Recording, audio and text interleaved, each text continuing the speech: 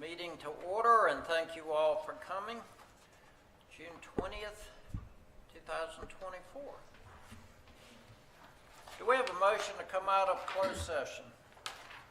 I move that the school board, having been in closed session pursuant to a proper motion, come out of closed session. Do we have a second? I second. Any discussion? All in favor signify by saying aye. Aye. Opposed, no. Motion carries. Do we have a motion for certification?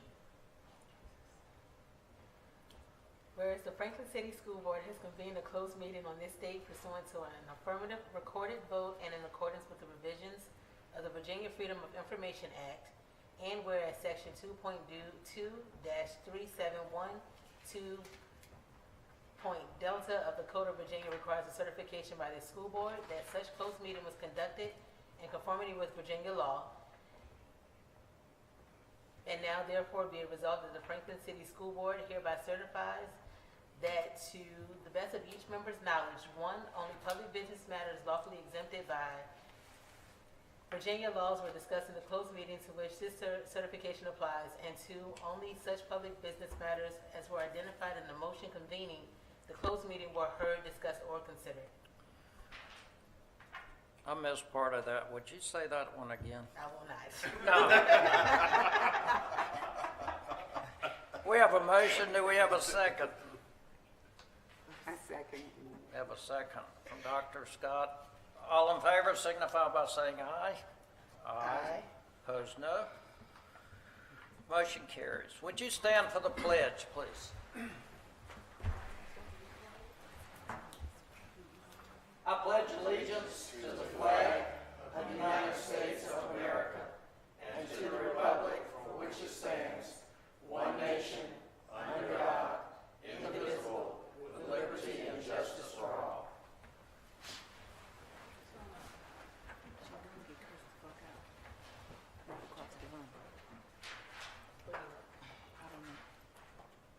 I believe we have some motions from our closed session. Do we have a motion to approve items 1.2, 1.4, 1.5, and 1.6? So moved. We have a motion. Do we have a second? Second. We have a second. Any discussion? All in favor of that motion signify by saying aye. Aye. Opposed, no. Motion carries. Approval of our agenda. Do we have a motion to approve our agenda? I move to approve the agenda.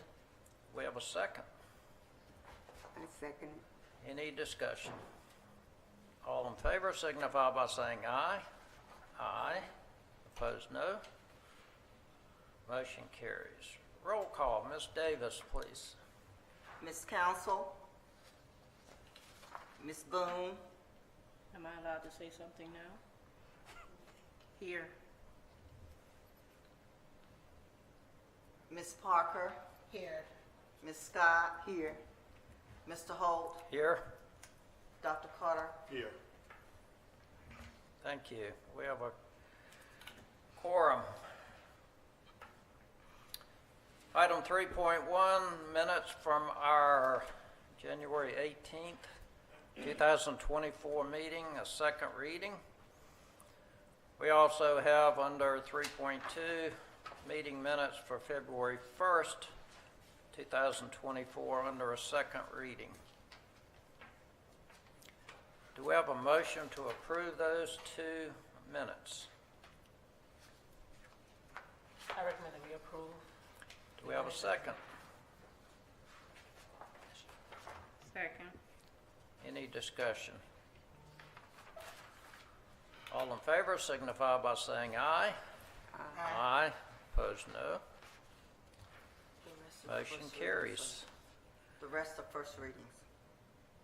We have two for first reading, item 3.3 and 3.4, 3.6. and 3.5 and 6, 7, and 8. 3.6, 3.7, 3.8. Thank you. Superintendent's report, Dr. Carter. All right, thank you, sir. Ms. Morrison.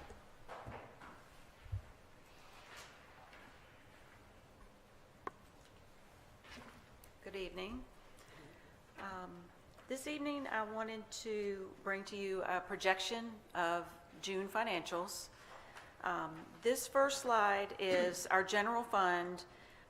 This was run the same way that I normally present the monthly financials, except for it was run June 11th. And that was prior to any payrolls hitting the ledgers, but it was after the first June check run. And as of that point in time, we had received 86% of our revenues and spent 83% of our expenditures. If we look at state funding, we still have 11.5 in our budget. We have received all of the local city appropriation of 4.3 million. And under local city restricted, that 1,040,000 represents the 582,000 carryover, the 152,000 the city granted us for security equipment, as well as the 308,000 that we were granted in rollover related to encumbered purchase orders that had not been spent yet. And as you can see, all we've received is the 308,000 from the unencumbered purchase orders, because the 582,000 and the 152,000 are reimbursement based, meaning once we have expended those funds, we can submit to the city for reimbursement under revenue. Okay, next slide, please. Now, the left-hand side is the same slide. The right is the projection of June and where we're going to end up the year. The bottom line is it's going to be very, very close. The projection shows $25,000 remaining. Looking at state revenues, this final state calculator tool came in at 11.773 million, which means we expect the June to be 1.6 million for additional state revenues of $269,454. And as you will see when I present the budget amendment, we have allocated this to operation, maintenance, and transportation to offset some of our expenditures this year. If we look under local other, we project available $115,000 of additional revenues from that line. We were able to write to CSEP requesting some of our capital project funds. We received the $115,000 that we asked for. So that will be allocated to, we'll see, operations and maintenance, I believe. So, and as you can see, the $731,962 that's left will be the rollover and the security equipment. And I've already rerun this projection again, and it looks very, very similar. It's going to be very close. So we will be watching this daily for next week. Any questions on that? Okay. I do have 2 budget amendment requests to consider. Just a second.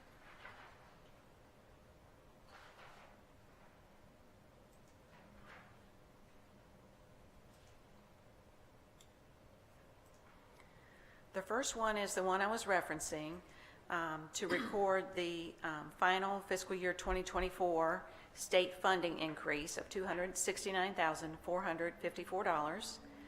I've allocated $145,000 of that to operations and maintenance to offset the cost of our school bus we've purchased, and the remainder to transportation expense to offset some of those budget variances due to the budget being too low. I recommend approval of this budget amendment as stated. Do we have a motion to approve that budget amendment dated June 21st?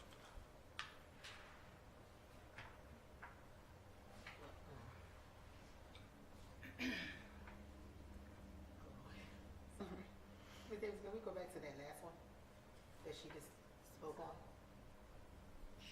He's asking about the one from June 21st. Yeah, I want to see something. This one, do you want to go back to this? Yes. Ms. Parker. Yep, that one. Okay. Is that a motion to approve? I think she had a question. I had a question. I was just looking at something really Okay. quick.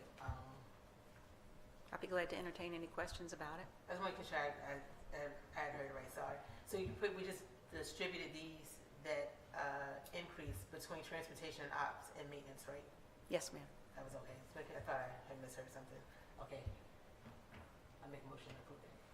All right, we have a motion to approve. Do we have a second? I second. Have a second. Any discussion? All in favor signify by saying aye. Aye. Aye. Opposed, no. Motion carries. The second one. The second budget amendment is, we received an allocation for school safety and security grants for this fiscal year, as did many school divisions.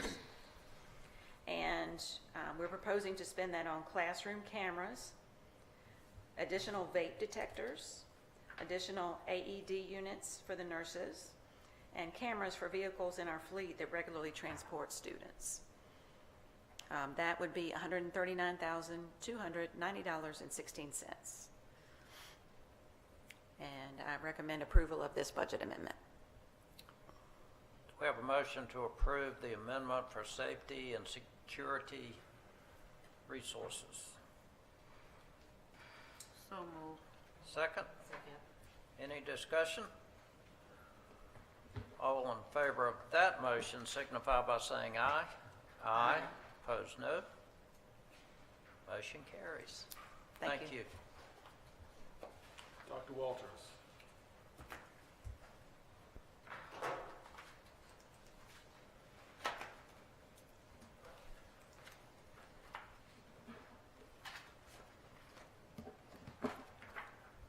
Good evening, Board. Dr. Carter. This evening, there are three pieces that I'll be sharing with you. The first is our ABCD award.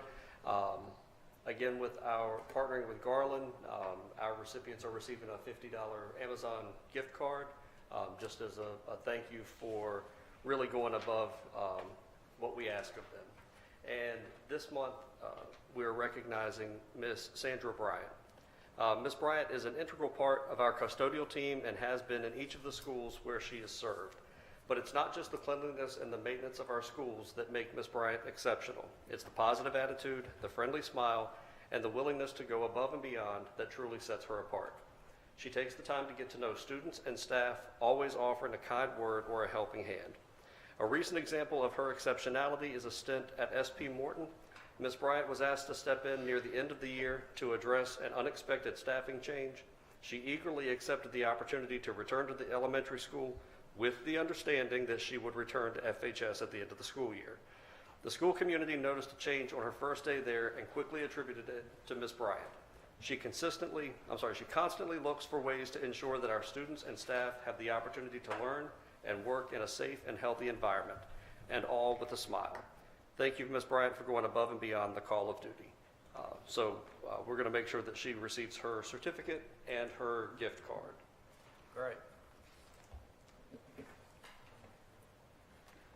The next piece that I have to share with the board, at the June 6th work session, I shared an overview of how we were intending on spending the compensatory grants from the federal government, Titles 1, 2, 3, 4, and 5. And so they have been posted on board docs for your review.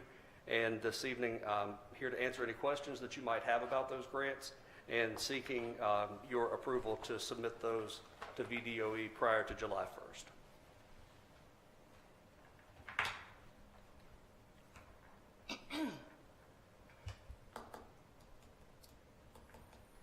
Okay. So, he's requesting approval. What would you like us to do? I'm sorry. I would recommend approval of the federal grant applications, Titles 1, 2, 3, 4, and 5. We really have to do that, don't we? We really do. Do we have a motion to approve federal grants for Title 1, 2, 3, 4, and 5? So moved. Do we have a second? Second. Any I'm sorry, discussion? who moved? Any discussion? All in favor signify by saying aye. Aye. Opposed, no. Motion carries. Thank you. And a huge thank you to Dr. Ricks and Ms. Alston for their help in completing parts of those applications. That was a huge help. Is this the one that you want us to sign tonight? Yes, sir. Okay. And the last report that I have for you is in reference to the SP Morton HVAC renovation project. We did submit an RFP on June 4th and had in that the scope of both phases 1 and 2. And we had previously talked about what that was going to entail. That phase 1, we were going to focus primarily on the units that impact classrooms directly. And phase 2 was going to address some of the units that heat and cool the commons area. So the media center, the cafeteria, the gym, et cetera. So when that RFP was submitted, we did receive one bid back from JRC Mechanical, and that bid includes both phase 1 and phase 2, significantly below what we had projected initially.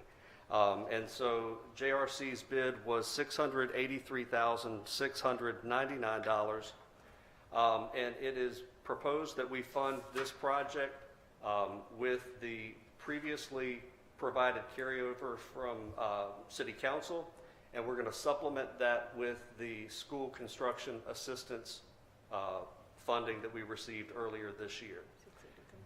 Lead time for this, for the units themselves, are a couple of weeks, but the project itself, once they get in and they start to replace those units, it is anticipated that it could take up to 3 months of on-site work, and we're going to start that in the fall of this year. So I'm recommending that we accept the bid from JRC Mechanical, encumbering the funds to replace the HVAC units at SP Morton. Okay, Board, do we have a motion to approve the contract with JRC Mechanical, phase 1 and 2?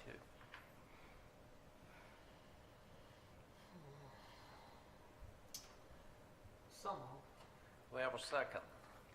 Second. Any discussion? All in favor signify by saying aye. Aye. Opposed, no. Motion carries. All right, thank you very much. Thank you.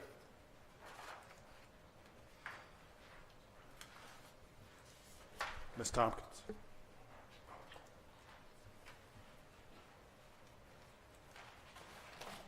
Good evening, school board members, Dr. Carter, and those assembled here this evening. It gives me great pleasure to present to you our strategic plan. This process started in November, and we had our final meeting to approve the hard work and dedication of those members on not only our strategic plan committee, but on our action team committee. So this is the culmination of the work that has been done for many months. The planning process, of course, we developed those action teams based on the objectives that we produced during our November 3 days of work with Dr. Kastner and Dr. Harris and all of those who participated. We were very thrilled to get the objectives identified. After that, action teams were developed, and we had our action team leaders who led the work of their team. And as you will see in this presentation, over 30 hours of work was done by each action team with research, with meetings, with some school visits to really take a look at how do we refine and how do we make Franklin City Public Schools a premier school division within the Commonwealth of Virginia. We did a cost-benefit analysis for each objective to determine what's the cost and what benefits would we have if we employed those particular action steps. And our final meeting was May 31st to review each report and vote to determine if what was done is what will actually go into our action plan. And here is the work. Next slide, please.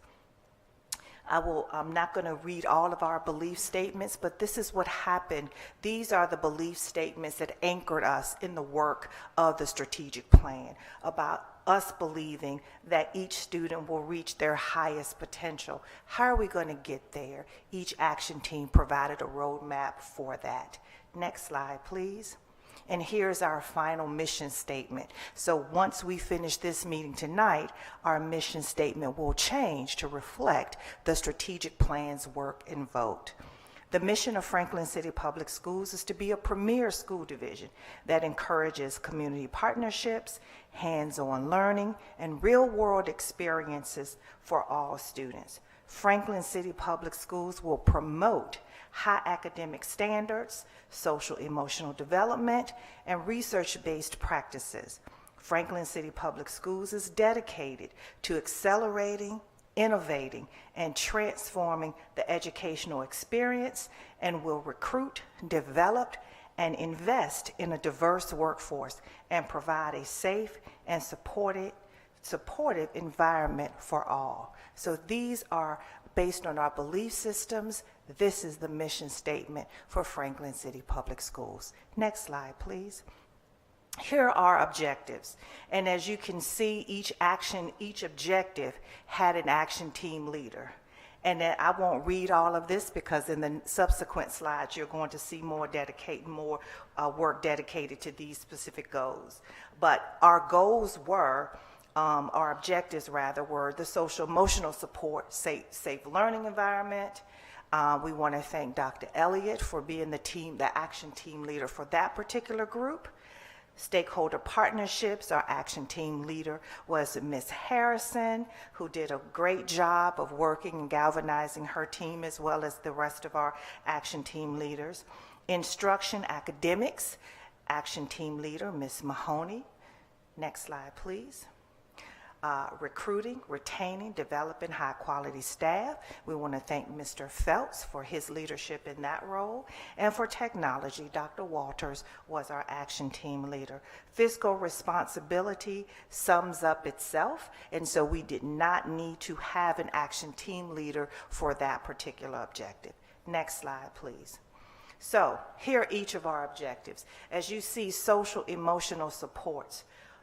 What we believe is that we want all of our students and staff to feel safe in working in an emotionally and physically safe environment. What's one of the strategies? Now, there are multiple strategies, but for time, I only put one for each in several action steps. Students and staff in Franklin City Public Schools will work and learn in an emotionally safe environment. How are we going to achieve that? A few of the goals: develop a leadership team with diverse stakeholder groups. Provide comprehensive training to staff on the positive behavioral interventions and supports system. So as you can see, we have the strategy, but how are we going to get there? That's one of the ways in which we're going to get there. We're going to solicit feedback from stakeholder groups to identify how can we support and how can we improve in our practice. Next slide, please. Objective number 2, stakeholder partnerships. Of course, we know that stakeholder partnerships are important, and we want to have all of our partners in school as well as outside in the community to help us with that. So how are we going to achieve that particular objective? Each school will implement, train, and support a school community council. Each school will collaborate with local behavioral and mental health partners to meet the needs of students. And as you can see, we have a number of action steps that we want to employ in our division to help with stakeholder partnerships. Next slide, please. So we have instruction. How are we going to meet our instructional goals?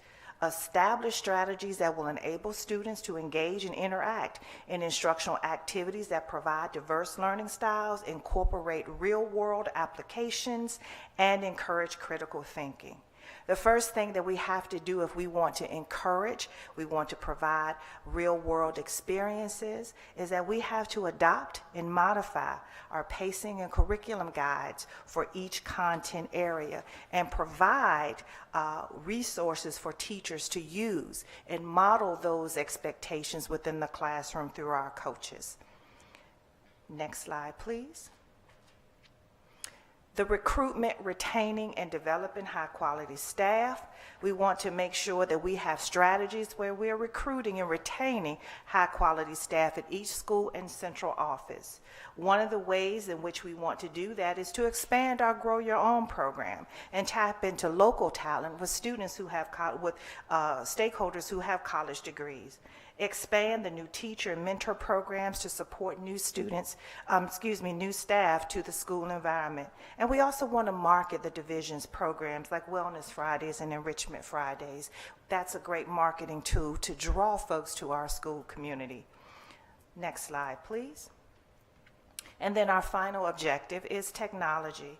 Each student would demonstrate strong digital citizenship by utilizing technology to assess and investigate instruction. So how are we going to do that? We've got to make sure that our technology is incorporated in the components of the lesson plan through our observation process. And then we need to facilitate those workshops to ensure that our applications are enhancing student learning, engagement, and critical thinking. Next slide, please. And last but certainly not least, these are the wonderful folks who are part of the Strategic Planning Committee. We want to thank all of you who have participated. When we put this on our website, we will have all members of each action team.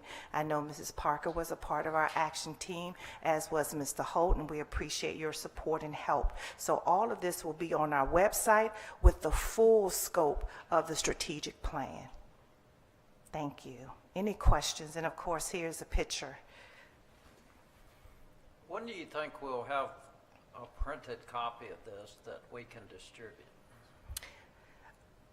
That's a good question. As soon as possible. I'll get to it as soon as possible. I'd like to recognize the Camp Foundation because they gave us the majority of the funds to do this. And Ms. Tompkins, you led this effort big time. Thank you. And all those people, everybody in this room had a part in this. And, you know, when Dr. Carter came to us in the fall and said that he'd like to do it, we had great expectations, but I think they far exceeded what we thought we would get. So thank you very much. Thank you. So while I'm here, we'll do my next presentation, which is our literacy plan.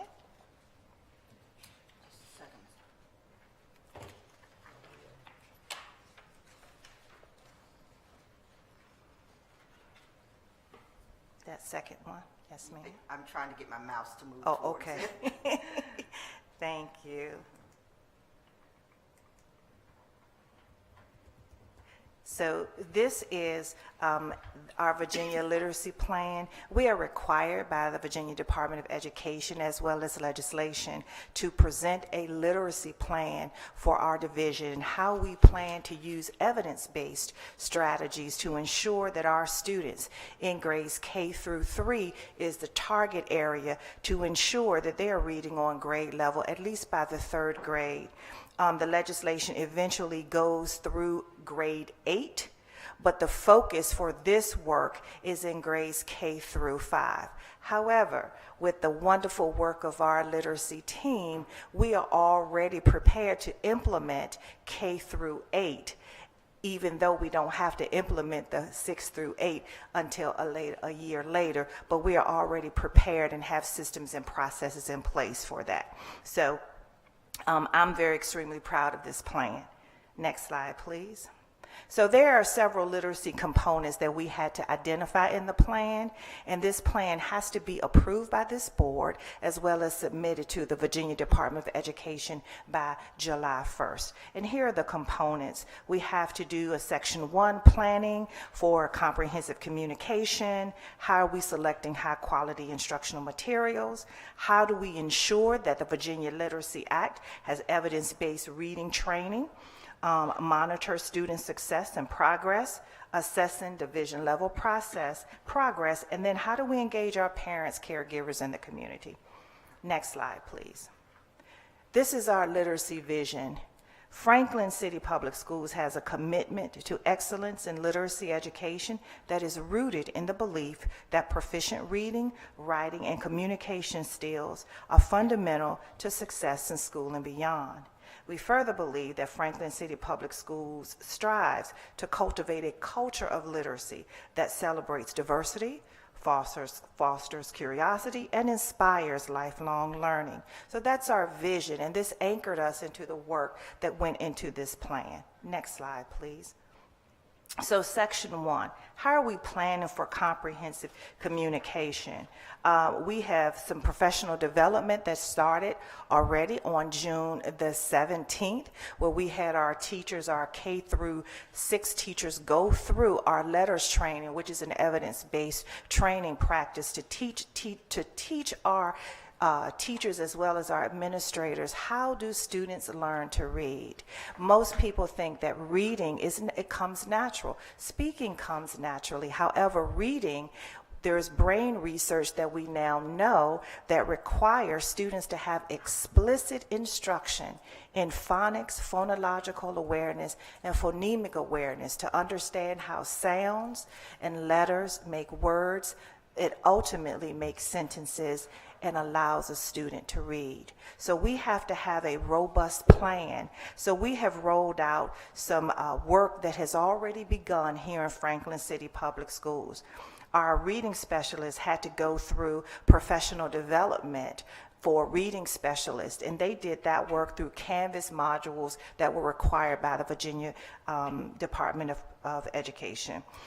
School administrators will get their training this summer, as well as orientations and open houses this summer will provide our parents and caregivers with an understanding of what reading is in Franklin and how we plan to support them. Next slide, please. The Section 2 is selecting high-quality instructional materials. We have already begun to select in our grades K through 12. We are using what is on the pre-approved list from the Virginia Department of Education, which is HMH, and it's called Houghton Mifflin Harcourt is our reading program, and it is aligned with the science of reading, and it is approved by the Virginia Department of Education. We also have a supplemental, which is called UFly. That's what we use with our younger students to teach them phonics. So they have specific phonics instruction. And then another layer that we will have is our Read 180 lab that will happen at the high school for our students in grades 7 and 8, but also access as a center and small group instruction for our students in grades 3 through 5. We have to be determined for grades K through 2 because the Virginia Department of Education has not yet given us the information for supplemental work for K2 at this time. Next slide. As you can see, all of the work, we have a very robust timeline, and I won't go through everything that we will do, but as you can see, we have ways in which we're going to monitor using map data.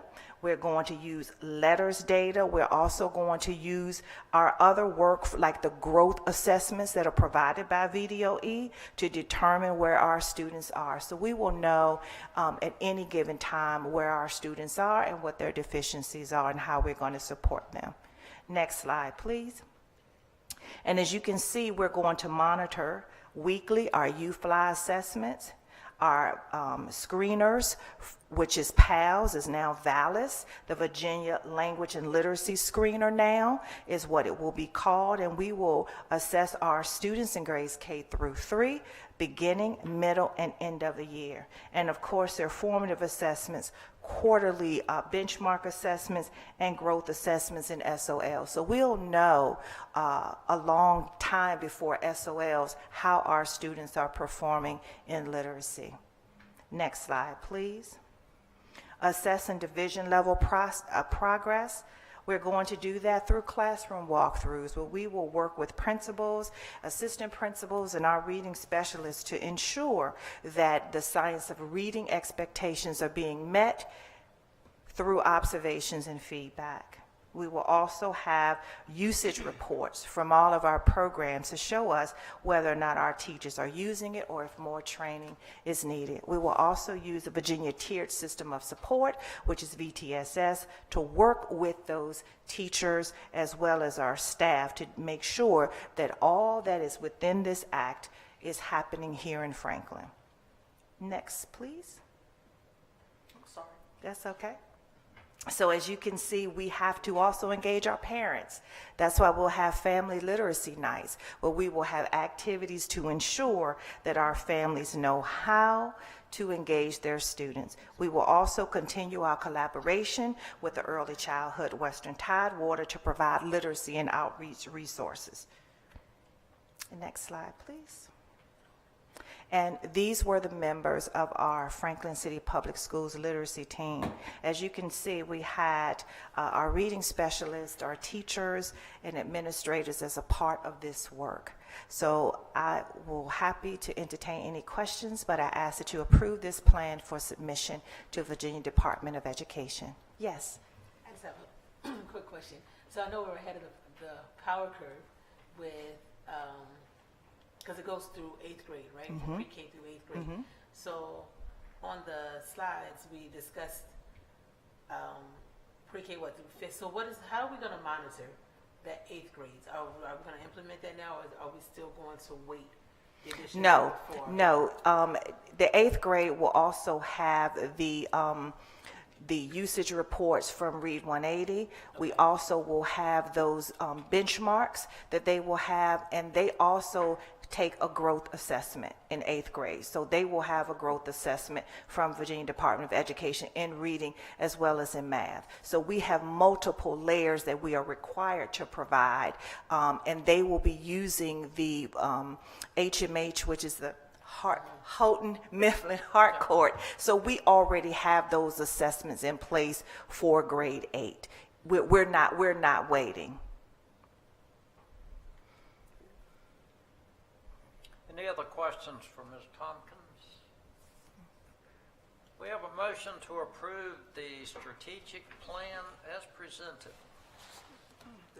I'm going to put, The literacy plan or the strategic plan? We can do both. Okay. So we, I didn't say anything at all. You want to do both together, or you want to do them separately? Let's go.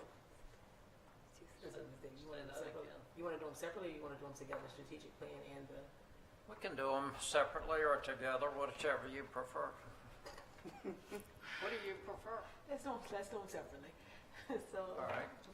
we'll move to approve the strategic plan as presented. All right, do we have a second? A second. We have a second. Any discussion? All in favor signify by saying aye. Aye. Opposed, no. Motion carries. Do you have anything else? Okay. Still have to, did you? we still have to do the literacy plan. He's going, yeah. What else would you like to approve? The literacy plan is still hanging out there. Okay. I'm going to go ahead and make a motion to approve the literacy plan as presented. All right. So it's fine. Do we have a second for the literacy plan? Come on, ladies. She seconds it, Dr. Scott. Any discussion? All in favor signify by saying aye. Aye. Opposed, no. Motion carries. Thank you, Ms. Tompkins. Thank you very much. Thank you, Ms. Tompkins. Thank you, LaShawn. All right, Dr. Ricks.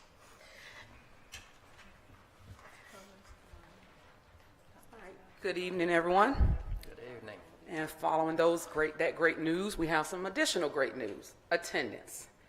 I'm very excited about attendance this year, and we do have some great things to share. As you can look at the end of the year attendance percentages for the 22-23 compared to the 23-24 school year, we can see some gains there. SP Morton, 90.47%, JP King, 91.69%, and FHS, 91.52%. As you look at the percentage of unrecoverable students, we see a major decline compared to the 23-24 year. You have SP Morton at 160, and you also have now 23-24 SP Morton 127.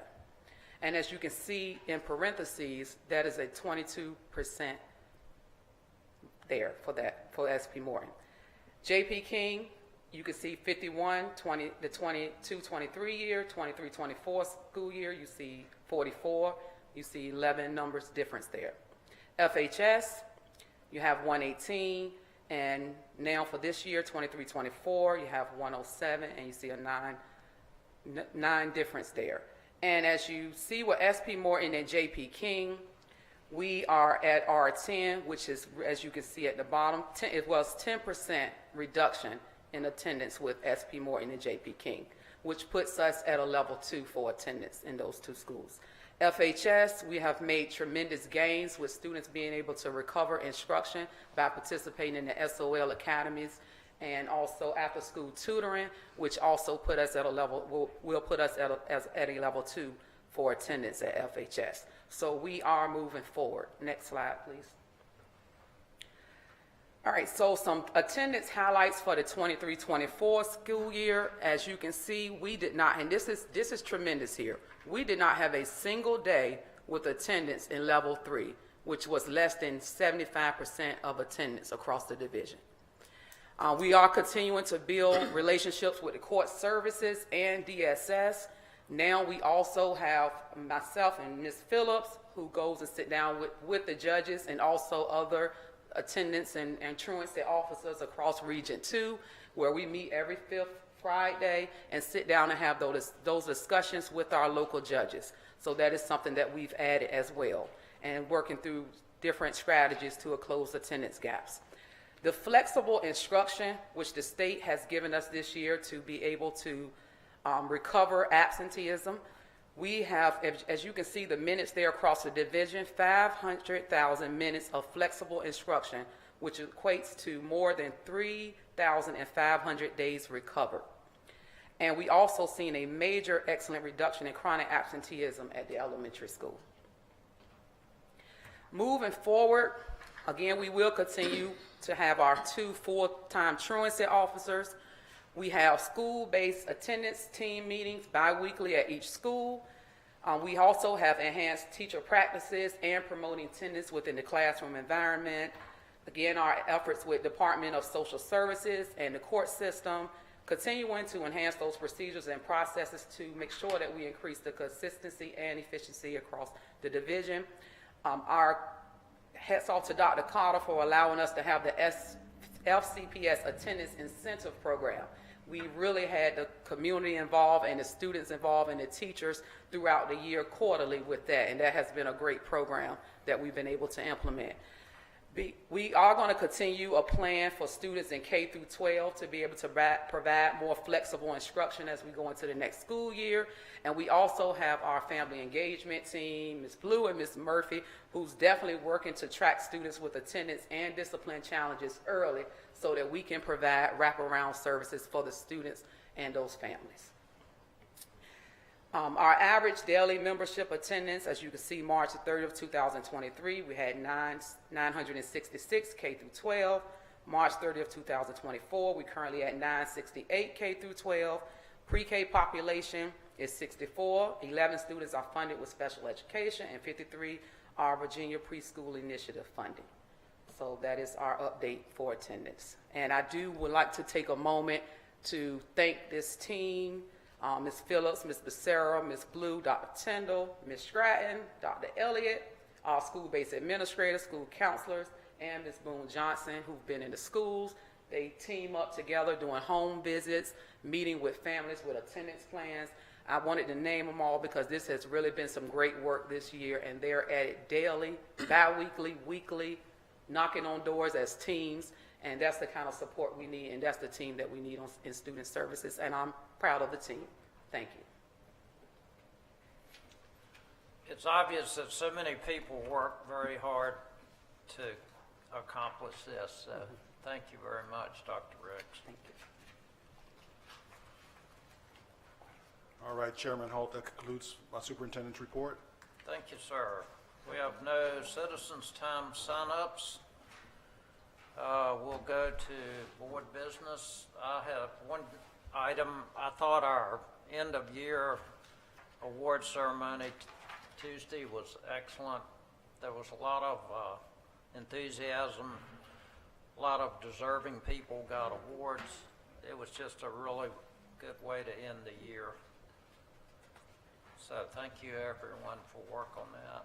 Board members, anything else?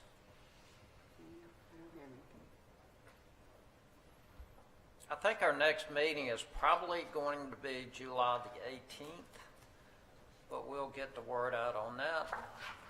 Do we have a motion for adjournment? You move adjournment? All right. Do we have a second? I second. You can't second it, too. No, well, second. All in favor, signify by saying aye. Aye. Opposed, no. We're adjourned. Thank you. Mr. Holt,